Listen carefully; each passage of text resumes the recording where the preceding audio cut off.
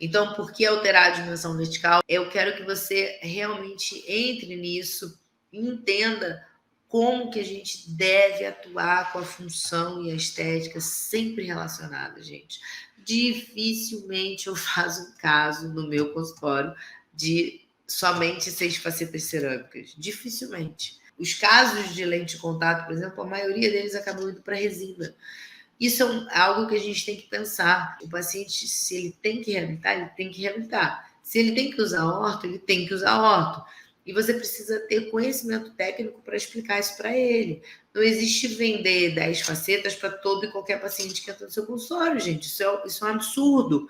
Não é todo mundo que está indicado a fazer faceta cerâmica.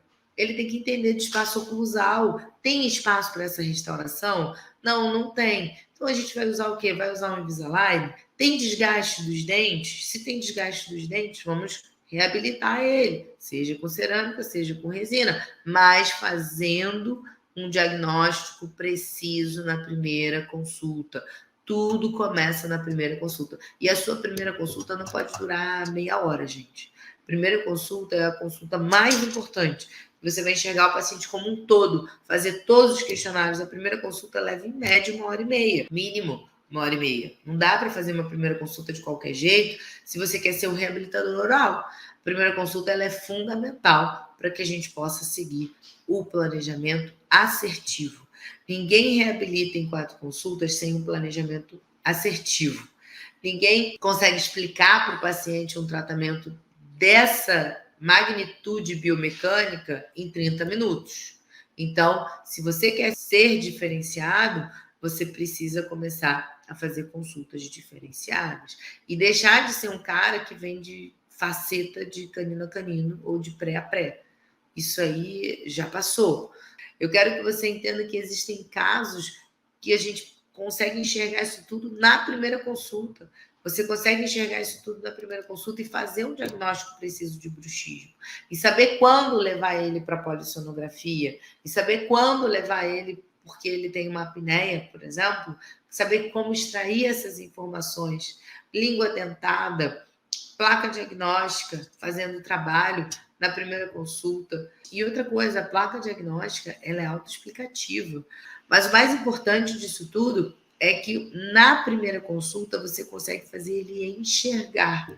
André, eu não vou virar um especialista em sono em um mês. Claro que não. A gente vive estudando desde que se formou. Mas o mínimo que a gente tem que saber é quando intervir nesse paciente. Porque, como eu falei, placa não trata bruxismo. Placa é um dos fatores importantes.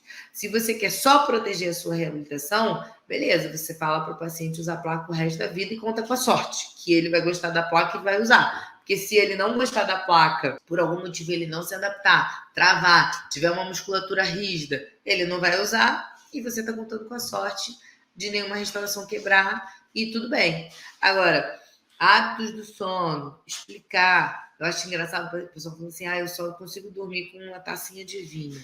Eu não tomo nada para dormir, nenhuma medicação, nenhum suplemento, nada. Mas eu só consigo dormir com uma tacinha de vinho. E aí você relaxa com uma tacinha de vinho no processo.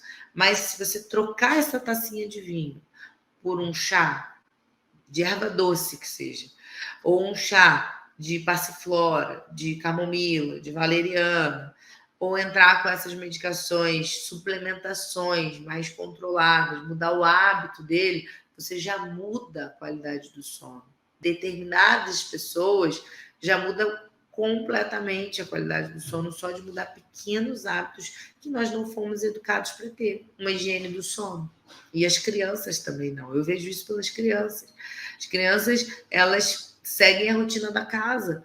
Então, se você vai lá, toma sua taça de vinho, aí você não sabe que, na verdade, o álcool, ele não é inibidor do sistema nervoso central, ele é excitatório.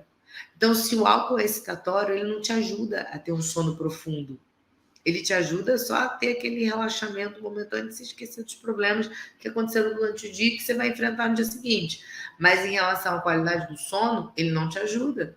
Então, até isso é importante você explicar para o seu paciente. Tá vendo aqui sua placa diagnóstica? Ela tá toda detonada. Isso significa que você lutou com a sua mordida a noite inteira. Isso significa que você vai lutar com a reabilitação a noite inteira. Será que o dente quebrou e será que a cerâmica também não vai quebrar? Ou será que a resina também não vai quebrar?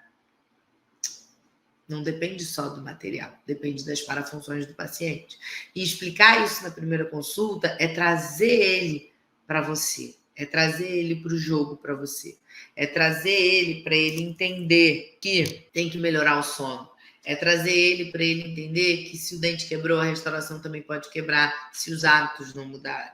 Ou seja, a placa diagnóstica, ela te ajuda, além de diagnosticar, a se comunicar com o paciente de reabilitação.